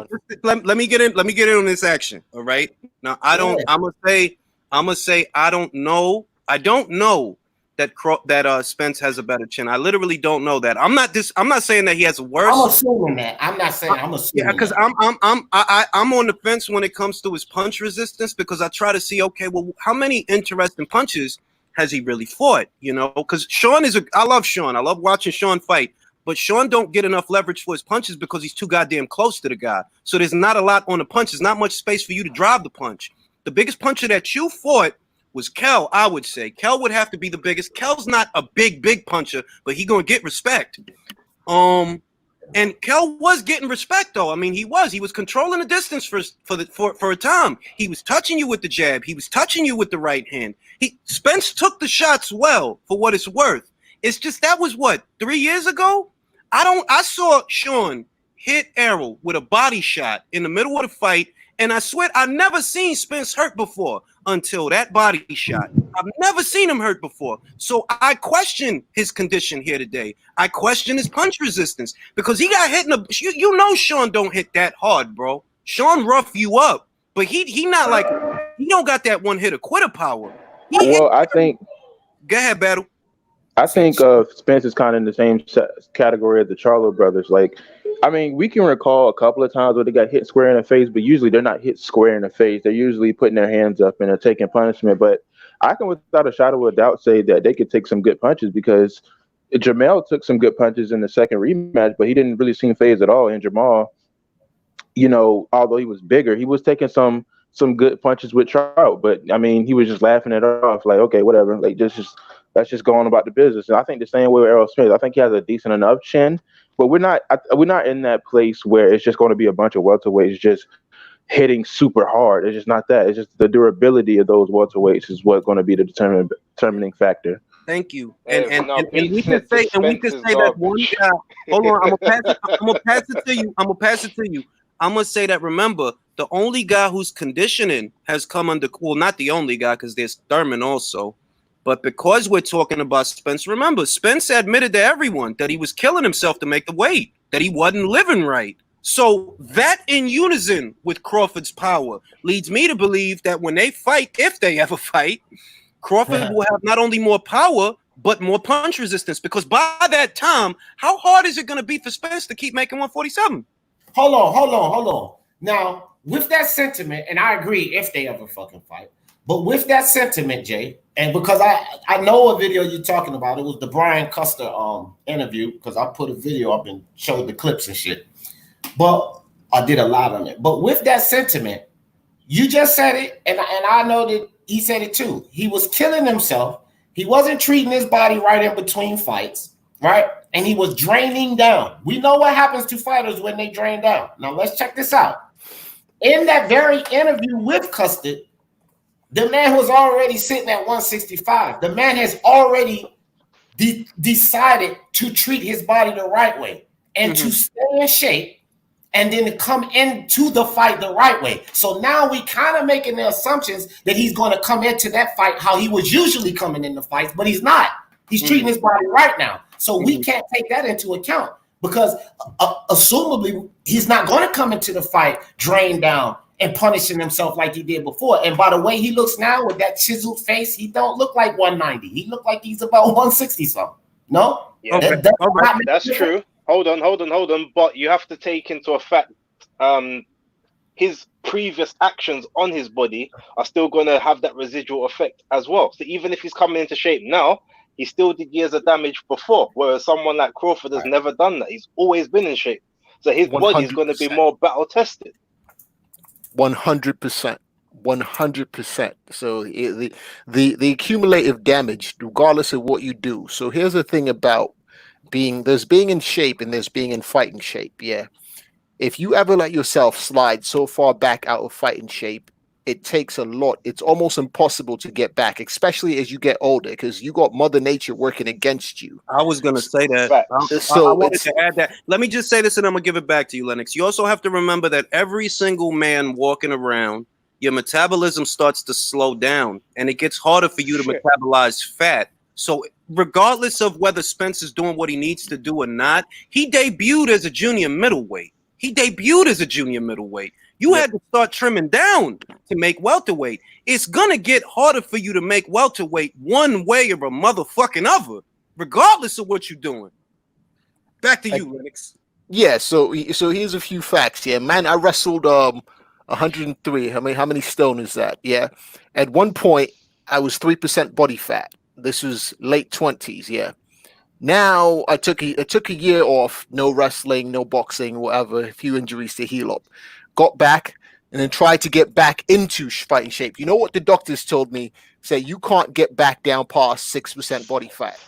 It's been unhealthy. Your body will not allow you to do it because there's been such a gap between there, and you're getting older. And it was like, you know what? At the time you were 6 feet, now you're 6'1", whatever. So you got Mother Nature working against you. And if you let yourself as an athlete stay out of that zone for so long, your body will just not allow. Your body is not going to be able to take that same level of damage. So there's regardless. I'm not saying he can't get back in shape. You can, but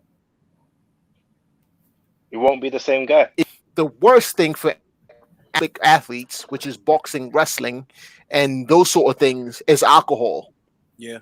Alcohol, you're better off, really, honestly, for anaerobic, you're better off smoking weed. Because alcohol, the sugar content in alcohol is the worst thing for someone who's got to make weight. So you got a guy who's got at least 3 years of abuse on his body, coming off an accident that probably required surgery and all this thing. I'm sorry. The residual effects of that, no matter what he does now, even if he goes vegan and doesn't, and I don't think Spence has got the discipline to stay off the bottle for good. Me neither, to be honest. You know what I mean? So you can't discount the residual effects of, and that this is a scientific fact. It's not opinion. Man's got years of doing that. This thing. Just look at Spence is like big baby. Alcohol, but just to make the assumption that Spence ain't gonna stay off the bottle, bro. Come on, he's 28 years old, and let's be honest about it. He's 30. He's 30. 30 years old. Okay, 30. Fuck the age, bro. The point of it don't have nothing to do with it. Let's be honest about this. When that motherfucker first came out, he wasn't with Broner doing all of that shit. He started getting fame. He also said this in the interview. So let's fucking keep things honest, bro. He won't doing this fucking alcohol shit his whole career. It's once he got to fame, everybody know the Mikey Garcia fight, he started turning into the Spence we didn't know. Dancing with Broner and all of these niggas. Partying with I'm sure he was doing that before. Hold up. I ain't cut nobody off. Partying with Yellow Bees and all of that shit. And then, so this is not like it's Spence, his whole fucking career he been doing alcohol, because I know about the alcohol. You're exactly right with that. But let's keep things in perspective. Now he's a junkie and stuck on alcohol. After no one said that. No. But what you did say is that you assume that he ain't gonna stay off the bottle. How can you make that assumption? No, let me get in on the section. I want to say this that for me it's because of two things. Let's say Spence don't ever touch the liquor again, right? Regardless of whether he touches the liquor again or not, time is working against him because it's going to become harder for his body to metabolize fats as he gets older, the way it is hard for everybody. That's why my point. When Shakur made the decision that he got to move up. I understood that. Why? Because his body's getting bigger. It's going to get too goddamn hard for him to keep cutting down to 126. So I'm not mad at you. These are natural processes that happen to everyone. With Spence, it's the same situation because you had to cut down to get the welterweight from the very beginning, before the liquor, before the Broner, before the Gervonta Davis, before any of that. You had to cut down to get to 147. It's only going to get harder as time goes on. Crawford can make 147 comfortably, but for you, it's going to become harder before it becomes hard for him. So if this fight takes too goddamn long to make, your punch resistance is going to come into question, because how hard will it have become for you to make welterweight, for you to keep making welterweight? Look, I think a part of the reason that Jarrett Hurd got his ass beat by Julian Williams is because it's getting too goddamn hard to cut down to 154. It's getting too hard. For Spence, it's the same kind of situation that, like, yeah, you could stop drinking liquor, you could start eating fucking grass and peanuts and raisins and shit. Yeah. You can do all of that. But no matter what, you still gonna outgrow this weight class, because you had to cut down just to come here. Yeah, he started at 154 and came down to 147 when he started. Yeah, listen, we said that. I think when boxers have issue with weight, they're never the great fighter that we want them to be. And he's just had a career full of weight issues. And no, listen. So what I was saying, wasn't saying there's no hope for men's, alcohol problems. What I'm saying is that your body changes over time, and the fact that a lot of these changes were essentially expedited by high alcohol consumption makes it a bit harder. Additionally, in boxing, when you get to cutting weight and you drain yourself, you're also reducing the amount of fluids that are around your cerebral column and your spine. So these are things that basically take down your punch resistance. So the harder it is for him to make weight, the less, whatever you, as we call it in the game, the chin, the less punch resistance he has. And this all comes to play with his overall performance as an elite athlete. That's what I'm saying. I agree with that. All of everything you just said, 100%. My point is this. Those things you said apply to the shit he was doing before. He was drinking, and I know it still takes effect, the long-term effect. I get that. But like going into those camps, going into those fights, that's the shit he was doing before blowing up to 190, going out to the club drinking. Like, I've been to prison. I ain't going to go back to selling coke. I used to sniff powder. I'm not going to go back to sniffing powder. The man seems sincere about, he understands he took things for granted. So we can't just sit up here. Okay, I feel you, but so with that being said, we just can't sit up here and say, oh, well, he's going to pick up the bottle again. He's going to struggle. Nah, fam, I think you misunderstood. Let me clarify. Benefit of the doubt at some level, bro. Say maybe he's going to improve. Let me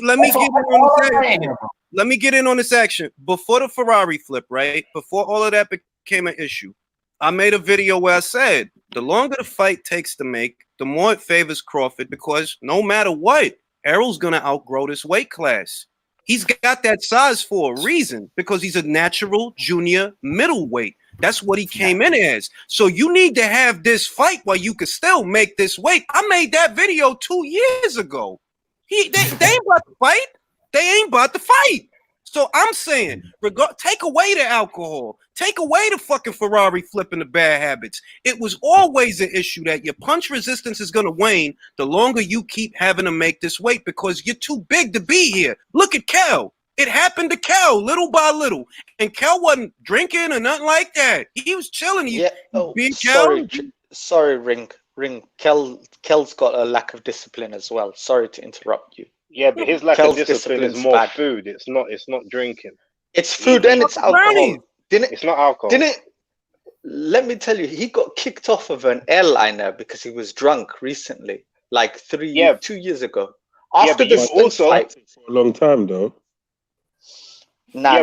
Hold on. What I'll say with that is, you got to remember, when it comes to athletes, drinking is a lot quicker to get drunk, and if you're in the air, it's also, the air and oxygen up there's a lot thinner. It's a lot easier for the alcohol to get into your system because you're a natural athlete.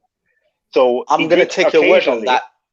You can check facts. You can check the facts. No, I'm not even trying to disprove. I'm just saying Like he No doesn't. disrespect, his bro. I discipline- don't drink. That's why. Not because Okay. I disbelieve you. All right. No, No, what I'm saying with him, his issue. Right.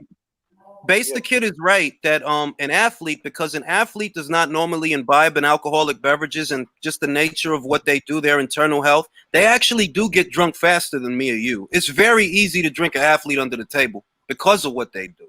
So that's Yeah, that, and yeah, I can believe, like, it's a scientific fact. It's a science, and also it's not just as an athlete. It's not just the alcohol. It's a whole general thing with consumption. Like for instance, when I'm training, I do a carb-free thing. Yeah, I do basically it's no white, not like an extreme diet, but I don't do any carbs or sugar.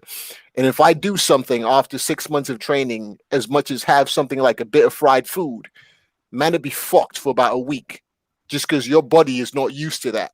You know, that's what they say killed Bruce Lee. Believe it or not. That Bruce Lee was in such top physical shapes. He had such good internal health that when he started sniffing coke, his body had an adverse reaction to it. That's one theory as to why he died. That the dude had fantastic internal health. He was very strong for such a small man, because he didn't weigh but 120 something pounds, but he was strong as an ox. He started going to Hollywood and sniffing coke and hanging out with them people. And once he started doing that, it had a more destructive effect on his body, because he was in good shape. And that's what it is for athletes. Like, so if you're doing this so if you take that and you put in a microcosm, of you're doing this between fights, right? You get in tip-top shape, you get down to maybe under 5% body fat. And then after that, you go piss off and you take in carbs, high sugar, alcohol, and all these things. And then you got to go back, drain yourself to get back that. Over a course of not even a long time, it takes about a year to 2 years of doing that for your system to basically be shit. Yeah. I can believe that, because when I was boxing, just like low-level amateur, just for training and good health, right? I remember one day my friends invited me to go smoke shisha with them. I took 2 pulls. I was gone. I was like, nah, this is hurting my throat. No, because it is like your body's a machine. It's a sort of a machine, but there are definite things like once you get out, it only takes you about a week of being out of training to be really out of shape. Like, it's a difference between in shape and fighting shape. And also like diet changes and little things. And it's not so much diet, you know what I mean? It's things like sugar and the glucose, the things that the metabolites, the things that you got to metabolize. Like, if you strip your body of those things and the fatty acids and things like that, and you go back to it, it's your body trying to adjust. Like, to me, at some points, even carbs become such a foreign thing to your body that it's like, what the fuck? Now you take this on a whole scale, and you just put in a microcosm of a guy going into a 12-week training camp. And then after that, right after the fight, he's got a whole bottle of Cristal, right? Hasn't had alcohol in 6 months. As soon as he passes his last piss test after the fight, what's he go out? Bottle of Cristal or Douce, whatever he's sipping on. Yeah, Douce is actually, Cristal and Douce, sugar content high as hell. And then next day, actually at the end of the night, he's at the Waffle House. You got a few pancakes, pancakes, syrup, sugar, sweet iced tea. You know what I mean? And now your body's gone of 6 months. Your body's gone, all right, 3 months of none of this, and now it's being bombarded with this shit. Yeah. Let me add this. I have this sentiment across the board when it comes to all fighters, because look at Davis, right? The only reason that I give Leo Santa Cruz a shot in the dark against Gervonta is because he's standing firm on 130. He's saying, I'm not going up to 35 for you.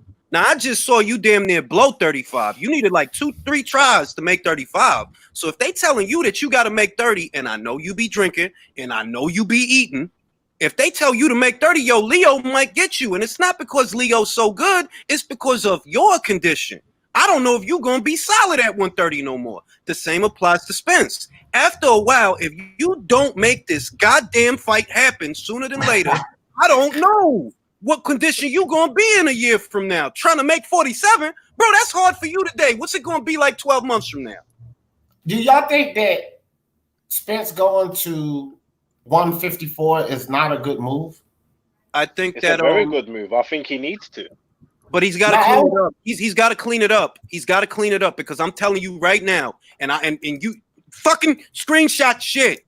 If he fucking went up there right now and he fought Brian crooked ass teeth Castano, I'm telling you, Brian to beat him.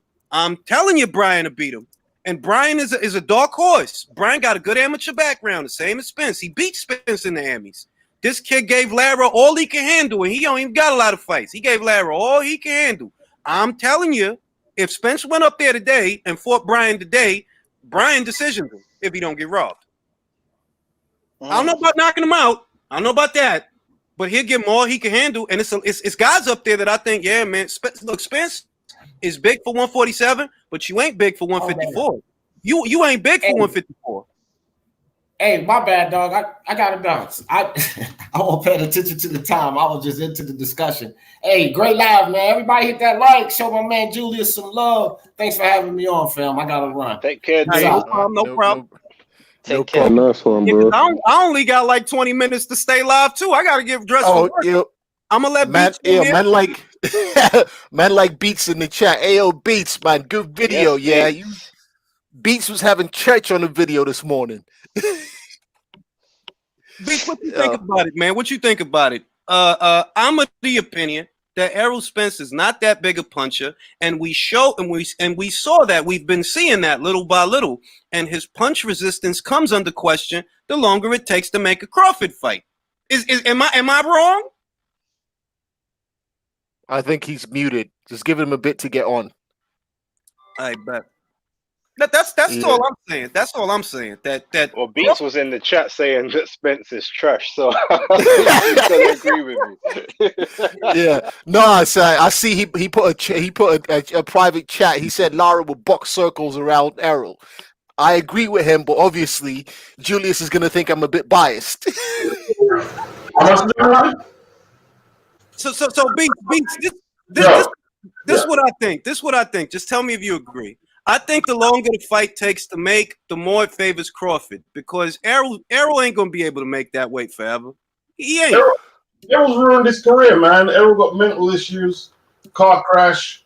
You can cosmetically look good physically and stuff. He's got no head movement, right? So asking how good his chin is irrelevant, because he can't indefinitely take Crawford's combinations. He's gonna get his head taken off, you know. Errol is the type of guy, he needs all his physicality to be effective.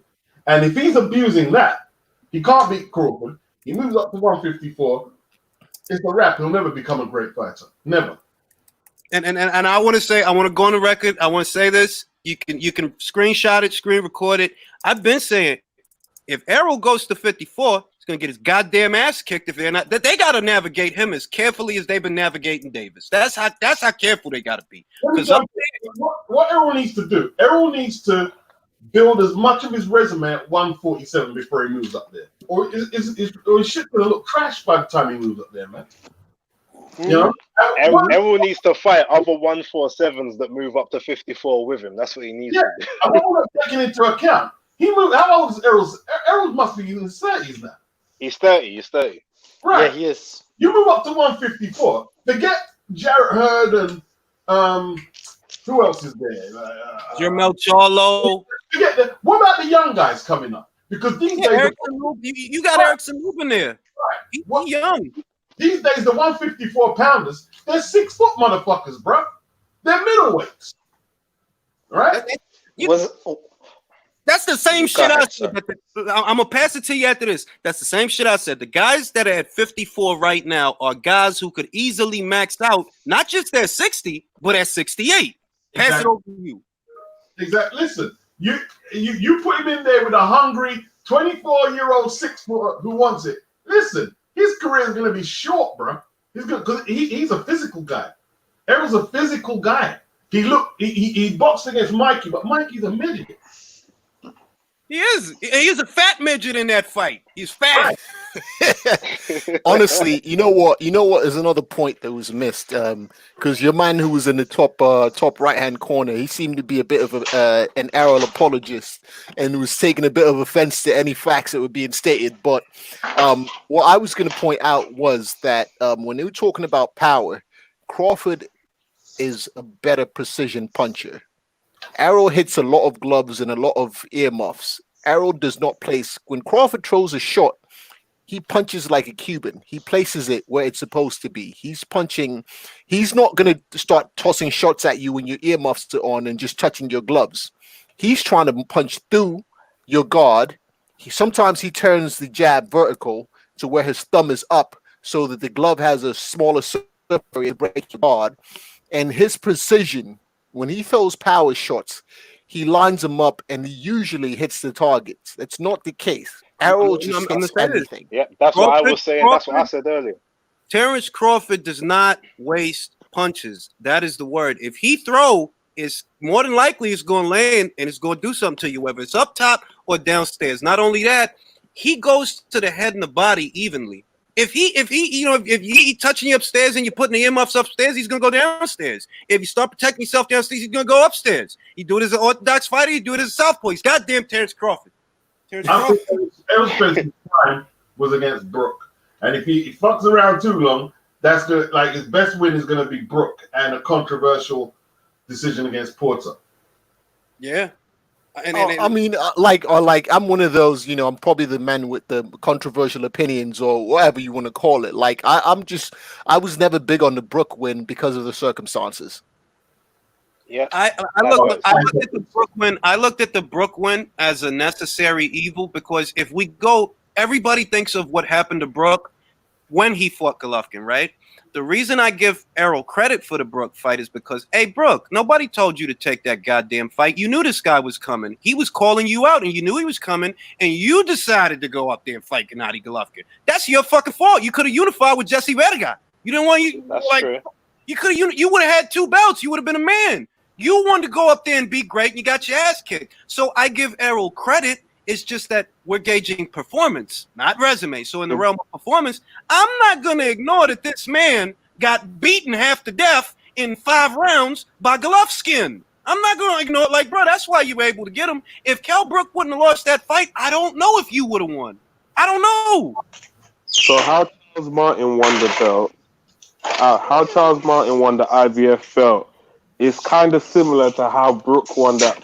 I mean, how Errol won that fight, in my opinion. Like, nah, it's not. But remember, Glasgow, what's the name? He broke his knees stepping forward. That's a whole different thing. Yeah, a man had an injured face. A man went into a fight with an injured face.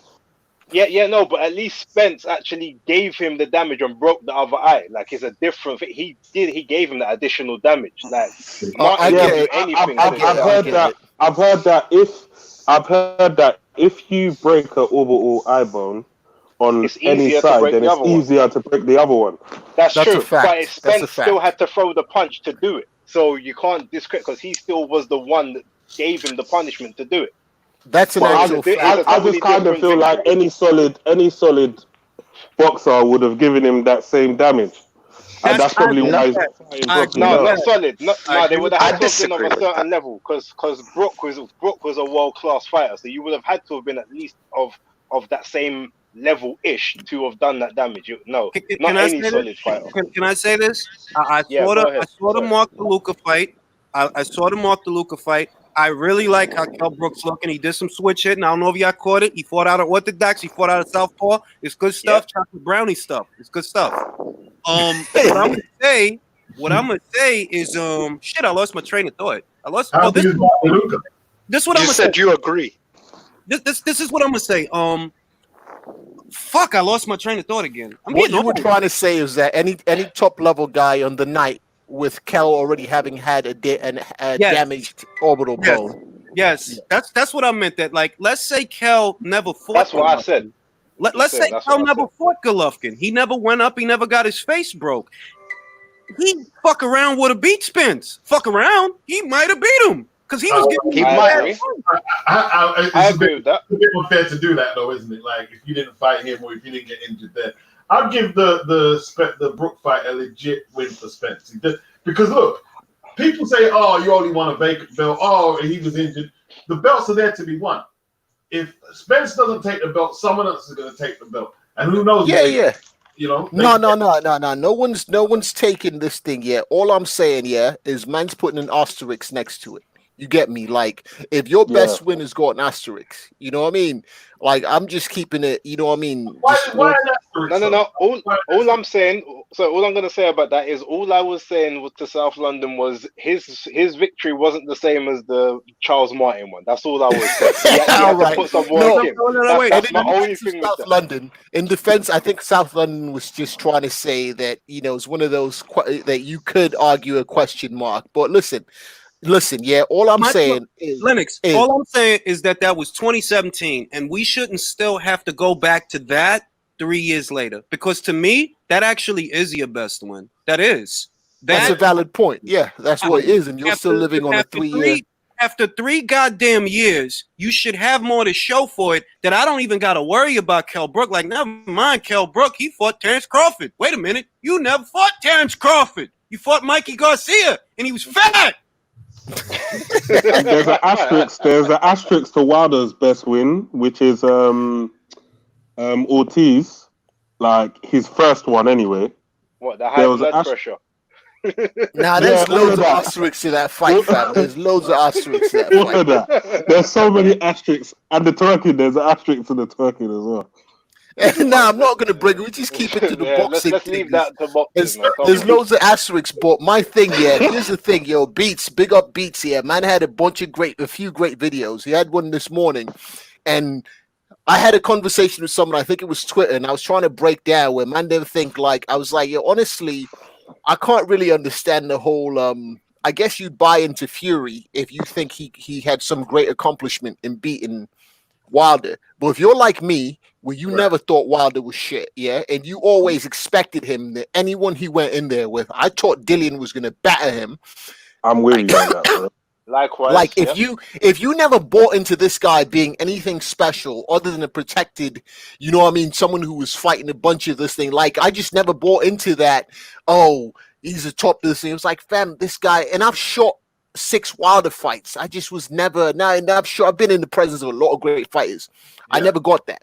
Like I never bought into the right hand. So if you bought into that, then you could say all this shit about Fury. But if you feel the way I feel, I'm gonna say I'm guilty of that. I'm gonna say that. Look, I never thought Wilder was great, right? But this is what I thought. I thought Fury's got guts to come from what he's coming from, because you've been sniffing coke and getting fat. That's what you've been doing, right? So you got some cojones. This guy don't got nothing but a punch. That's all he got is a right hand. And you got guts deciding, man, fuck your right hand. Let's fight. I respect it. Like, yeah, let's fight, motherfucker. Yeah, I cherry pick you. That's because I know you ain't shit. You ain't shit. I like that shit. Shout out to the Gypsy. Here's the thing, right? No, I respect that. But let's be honest, yeah. Let's be honest. It's not like Mandem was not trying to fight him. It's not like we didn't have Dylan out here trying to fight him. Right. It's not like we didn't have Joshua here trying to fight him. Nobody ever ducked Wilder. Trust me. What Fury's saying, yeah? Fury's trying to say that he's the only one who could do damage to Wilder, and it's totally incorrect. I see Eric I agree. Wilder never could put him on Queen Street. What are you talking about? Did you see One what thing Eric else. Molina? There's loads of heavyweights who could either not. Harold Sconia's floored him, and they got rid of the film for God's sakes. Yeah. You got to see. Here's the thing about the Sconia's film. Yeah, how bad was that? Had to look. That we still got all the current ones. You got the Eric Molina. You got all the times he's looked like shit. Yeah, but they had to get rid of the Sconias. Like, how bad did that have to look? They did I've to the seen it. It was pretty bad. They did to I've the seen Sconian footage what they did to the Darnell Boone Kovalev footage. They're locked in the same fucking safe somewhere in Antarctica. There's the footage. Did you see his eye against Stu Harper's? Wilder's eye. Yep. Oh yeah. Oh yeah. His shit looked like a butt. His shit looked like 2 butt cheeks pressed together over his eye. Yeah, so it's like, fam, you didn't accomplish anything. Only people giving you all this thing. Like, look, listen, I'm just as happy as the next man, because let's be honest, it's one of those things. And I had said this thing before about the heavyweight division. I said there's too many heels and not enough faces. You know what I mean? So we basically, people out here went and crowned another heel a face, when it's like, no, you're just the less hated of the 2 heels. You know what I mean? Like, and you didn't quite accomplish anything to make you a hero. And it's just like Beats pointed out, like, you know, the fact that Mandem don't talk about a lot of the facts surrounding this guy. You know what I mean? I don't buy into the glove gate or whatever, but there has been several controversial things surrounding you, like the John McDermott fight. You know what I mean? So it's a bit, you gotta look at it like, fam, it's not the first time Mandem, and listen, just for the record, don't buy into Glovegate. I don't believe it. But you got to look at it and go, fam, this is not the first, second, or third time there's been issues surrounding gloves and you. Mm-hmm. Yeah, I can't be Boston. If you can't prove it, you leave it alone. Right? Yeah. Fury's got loads of asterisks on his career. Like you said, the first John McDermott fight, I don't think a lot of people want to go back and watch it because McDermott won the fight. Don't forget, they uploaded that on Sky Sports. They uploaded that again on Sky Sports YouTube like a month ago. So it's up there for everyone to see now. What's the wild boar meat as well. Fight? The first Derek Chisora fight, I see Fury get rocked a couple of times in the fight, and it went full 12. Yeah. I talk about that all the time. How look, if Derek would have caught Wilder, right? Hypothetically speaking, let's say Wilder would have fought him back then when Derek was undefeated. I think Derek would have fucked around and beat him. If he'd have caught Wilder with that same big looping right hand that he caught Fury with, Wilder hit the deck. No, Julius, you know that back then Derek sent Wilder a letter when he was undefeated, and like the fight. And he said, "I don't think you're that good. I think you need to fight someone good." He sent him an actual letter. I've got it on my channel where I quoted the letter. Wilder didn't respond. He didn't want to fight Derek. I heard a rumor. Over the last 3-4 years, I'm gonna say. I heard a rumor that they were supposed to fight and Wilder ducked them, but I never knew if there was any substance to it. But I remember hearing that they're like, yo, they were supposed to fight. Wilder ducked his over. Yeah, he didn't answer. He won't reply. You're a critic. But he avoids power punches. I think it's safe to say amongst all of us that he actually avoids guys with proper power, legit power. Well, you see, right? Like Fury saying, "Oh, them guys ain't got no defense. They ain't got a chance." See, if you're a real bad bully, a big bad bully, right? It doesn't matter how much power you got. If you're fighting someone who's got as much or near as much power, you're not going to throw them punches as hard because you're going to be wearing what's coming back now, right? Yep. When you know nothing's coming back, you can throw as hard as you like, right? I think Fury dropped the ball because he like Wilder's got the most shocking defense that I've ever seen. Yeah. Like his defense, my grandma's got better defense than that. Yo, dog. I'm gonna say this, right? Fury's bigging himself up on the premise that he has defense, but what did he just beat Wilder with? Offense. So it wasn't defense, it was pressing forward, getting in his chest, being busy and throwing punches, which is what Freddie Roach wanted you to do in the first fight, but exactly. You know, you decided to be more defensive and lay off when you should have been laying into Wilder. So it's offense that beats Wilder. And that's what Anthony Joshua said 2 motherfucking years ago. He said, with Wilder, I'm going to try to lay into him. I'm going to try to go after him. Get him up out of here. Stellan said the same thing. Definitely. Like Dominic Brazil was doing the right thing, but the wrong thing he did was throwing that wide hook from his waist, and he's so slow as it is. That's where he messed up. But he was pressing Wilder. Okay, he caught one, took it, but he did shake Wilder up. So he was playing roulette, but he had to gamble a little because he doesn't have the speed or the skill set. But he was doing until he threw that wide shot. He was doing okay. He was doing all right. Nah, fam. What he did wrong was have no head movement. When this man hopped on 1 foot, you knew he was going to throw the right. Why are you still standing there? Yeah.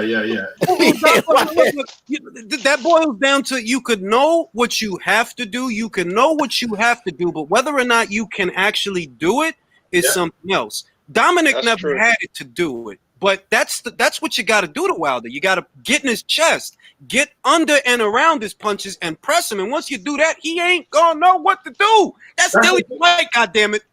That's what Duhaupas did. Duhaupas kept the tight guard, popped the jab out, and then we pushed him forward, and we're pushing him back. You know what I mean? Remember, we never dropped Duhaupas either. It was a referee stoppage. So, you know, I swear that guy was a cruiser. Was that guy? Did he used to be a cruiser, Duhaupas? Not to my knowledge. He was always No, Spilker did. He didn't really shake through Hoppers that even through the fight, really.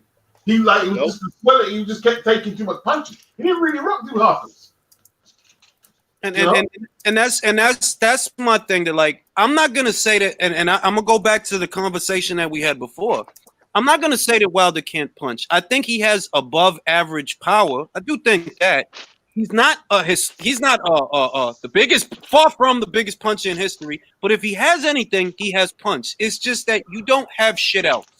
You don't have a judicious jab. You don't have a great left hook. You don't got a quality uppercut. You're not that busy a fighter. Your work rate for someone, you would think that as athletic as you are, you'd have a better work rate. But time and time again in fights, I see if it goes to the seventh, you get tired. And as skinny as you are, why the hell are you tired? You haven't even been throwing punches. Mm-hmm. He's probably the best on He's probably the best heavyweight on PBC though, because when I look at the other heavyweights that are there, they're probably not on his level. No, he ain't the best. They just all got different flaws. I think Andy Ruiz is probably the best one, but just look at the size of it. So Frankie Sanchez, keep your eyes on Frankie Sanchez. He's with Eddie Reynoso. Keep your eyes on that kid. Yeah, he's got something in him. Yeah, Frankie Sanchez is a good fighter. Although, let's be honest, I think he might be done in about 3 years. He ain't 27, but still.